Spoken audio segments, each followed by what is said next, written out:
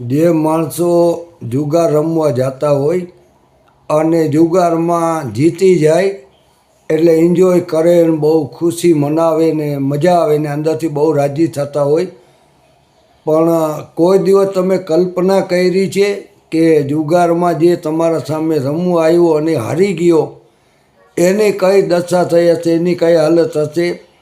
જુગાર વસ્તુ એવી છે કે તમે જો જીતા ને તોય હાર્યા ને હાર્યા તોય હાર્યા, કારણ કે જો તમે હારી જાશો તો તમારું પેટ ભરશે, તમે જીતી જાશો તો સામેવાળાનું પેટ ભરશે. એટલે જુગાર વસ્તુ સારી નથી. અમુક માણસોને મેં જોયા છે.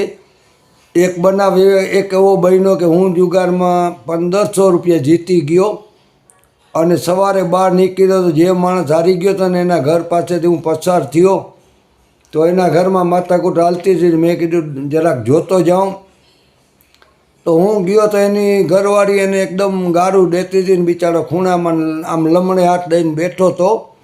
એટલે મેં પૂછ્યું કે ભાઈ શું બેન શું કામ બાજો છો?